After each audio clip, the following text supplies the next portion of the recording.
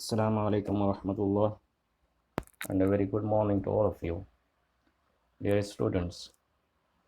Today we will start the new lesson of Standard 10th coursework, Be Smart.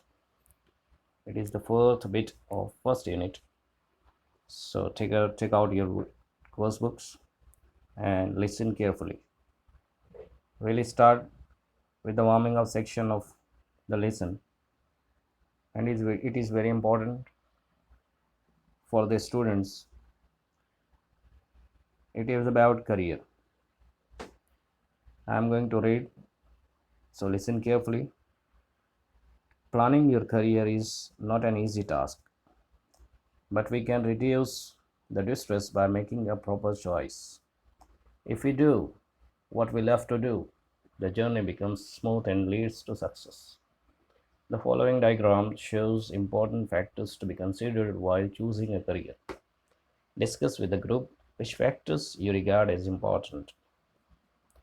अजीज़ तलबा, career का इंतखाब आपकी ज़िंदगी का बहुत अहम हिस्सा है और इसका इंतखाब बहुत आसान अमल नहीं है।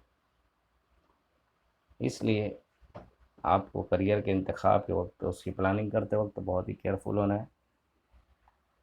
उसके ताल्लुक से जो बातें यहाँ पर आपके सामने पेश की जा रही हैं, बहुत आप ही केयरफुली इसको सुनिए।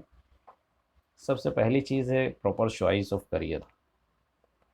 करियर का सही इंतखाब, और करियर के सही इंतखाब से आप जो मुश्किलात हैं, उसके रास्ते में जो दुश्वारियाँ हैं, अगर आपने उसका इंतखाब सही किया तो उन दुश्वारियों के ऊपर हत्तल इम्कान काबू पाया जा सकता है, क्योंकि ये सफ़र बहुत मुश्किल है।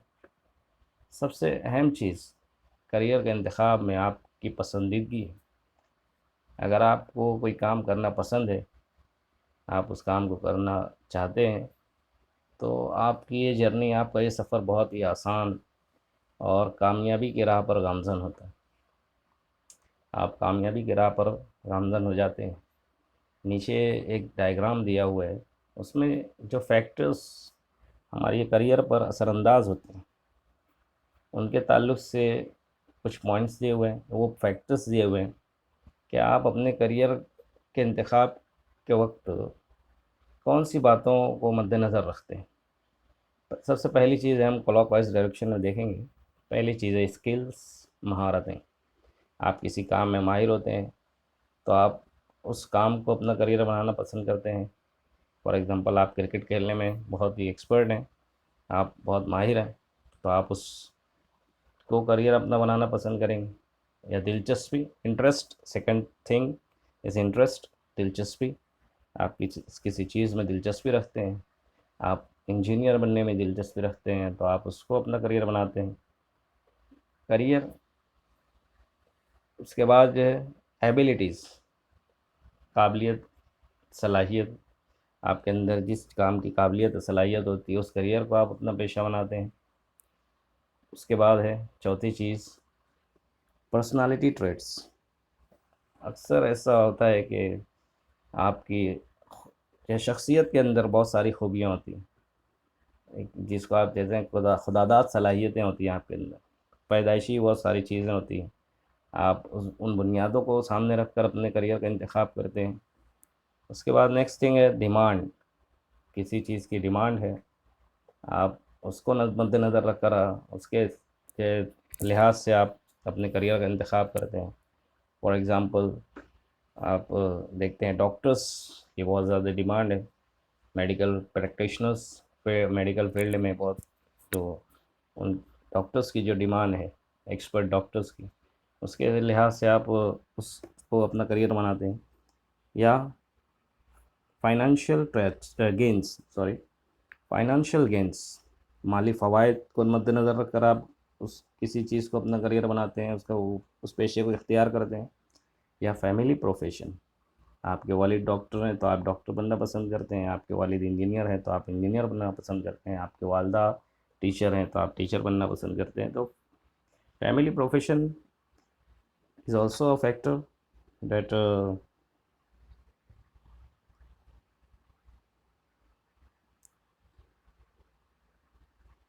you choose. Next thing, future prospects, मुस्तकबिल के तवक्कुआत और अंदेशे, मुस्तकबिल की चीज़ों को मद्देनज़र रख के आप उस पर जो सिमत में आप काम करना चाहते हैं, आपको लगता है कि मुस्तकबिल में ज़मीनों की कीमतें बहुत बढ़ने वाली हैं, तो आप बहुत सारी ज़मीनों को ख़रीद कर रखते हैं और उसमें उसको जो है आगे चल के आप उसके ज़रिए से बिज़नेस करते हैं। तो ये चीज़ें हैं करियर प्लानिंग के लिए। आप ये फैक्टर्स हैं, इसके अलावा भी बहुत सारे फैक्टर्स हैं। 21st सेंचुरी में हम लोग हैं, और भी बहुत सारे नए करियर फैक्टर्स आ चुके हैं, आप उसको देखिए और उसके लिहाज से आप करियर प्लानिंग कीजिए बहुत। और ऐसे अच्छे लोगों से मशवरा कीजिए आप, यू टेक एडवाइस और suggestions from your parents, your teachers, your well wishers, आपके खैर ख्वाहों से, आपके वालिदैन से, आपके असातिज़ा से आप करियर के ताल्लुक़ से आप मालूमात लीजिए और उसके हिसाब से आप करियर का इंतखाब कीजिए। तो इस तरह से ये पहला हिस्सा है हमारे वार्मिंग अप का। सेकंड पार्ट है एक्रोस्टिक। एक्रोस्टिक में जाने से पहले सबसे पहले हम लोग देखते हैं कि एक्रोस्टिक है क्या। एक्रोस्टिक के लिए उर्दू में लफ्ज़ इस्तेमाल किया जाता है सनत तौशीह। हकीकत में एक्रोस्टिक क्या चीज़ है? In yesteryear course book there was a piece of acrostic given in your 9th standard text book. यहाँ पर दिया हुआ है, देखिए आप, इंग्लिश के ताल्लुक से एक एक्रोस्टिक बनाया गया है। एक्रोस्टिक की सबसे पहले हम लोग डेफिनेशन देख लें, उसके बाद हम लोग जो है उसके ऊपर आते हैं। An acrostic is a form of writing where the first letters in each of the lines forms another word. Acrostic क्या है? ये एक पीस ऑफ राइटिंग है, एक नज़्म है, एक तर्ज की नज़्म है ना, एक तहरीर है जिसमें हर लफ्ज़ का पहला लेटर उसको मिलाकर जो है एक लफ्ज़ बनाया जाता है। And that is the main topic of the piece of writing or the poem. So have a look at uh, faithful. Have a look at the word uh, acrostic: faithful, respectable, inspiring, encouraging, noble, dependable, and it is an acrostic for friend. इससे पहले 9th में आपकी एक किताब, दरसी किताब में, जो आपके सामने स्क्रीनशॉट दिया हुआ है, ये आपकी 9th की दरसी किताब का एक स्क्रीनशॉट है जो एक्रोस्टिक बनाया गया है। It is about English word दिया है, आप देखिए बोल्ड लेटर्स में ब्लू कलर के लेटर्स से जो लफ्ज़ बना है वो इंग्लिश है। एंड ये हर लेटर से एक एक लफ्ज़ बनाया गया है। E for England, N for name, G for global, L for language, I for international, S for school subject, H for higher education. English England की ज़बान है, एक नाम है, ज़बान का नाम है। ग्लोबल है, एक आफाकी ज़बान है।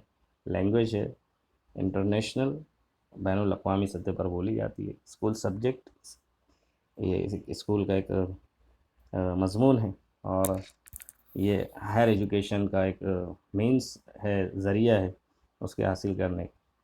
सो एक्रोस्टिक के लिए यस्टर ईयर्स में, माजी करीब में 8वीं की एक दरसी किताब के अंदर एक एक्रोस्टिक दिया हुआ था, उसके ताल्लुक़ से भी वो आ चुका है, इंफॉर्मेशन आ चुकी है। आप देखिए, मैं पढ़ रहा हूँ। An acrostic is a poem or piece of writing in which the first or the last letter of each line spells a word. Usually that word is the main topic of the piece of writing or poem. For example, moving and shining across the sky, on the land it shines, on the sea it sparkles, night after night. अब देखिए, ये 4 lines की एक नज़्म है। Moving and shining across the sky, ये आसमान पर हरकत करता, चमकता हुआ नज़र आता है। On the land it shines, on the see it sparkles, और इसी तरह से समुंदर को भी अपनी रोशनी से, अपने नूर से मुनव्वर किए हुए होता है। नाइट आफ्टर नाइट,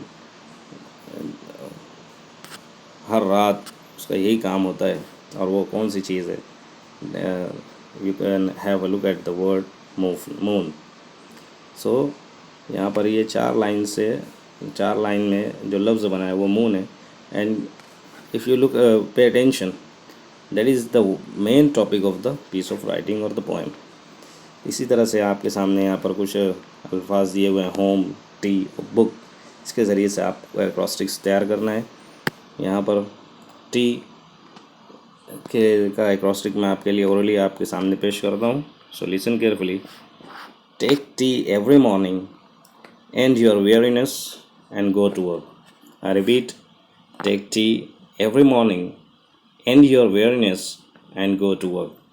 इस तरह से एक एक्रोस्टिक बनाया गया है। आपको भी तो दूसरे एक्रोस्टिक्स तैयार करने हैं। Now we have a look at the third activity of the warming up. Third activity, say whether the underlined words in the following sentences are used as a noun or verb or adjective. आपको क्या करना है, यहाँ पर हर ए से लेकर H तक sentences दिए हुए हैं, एक एक लफ्ज़ अंडरलाइन किया गया। आपको बताना है कि whether it is a noun और अ वर्ब और एन एडजेक्टिव, कि दिया गया लफ्ज़ नाउन है या वर्ब है और एडजेक्टिव है। आपको प्रीवियस जो नॉलेज के बेस पर आपको ये काम सर अंजाम देना है। Thank you.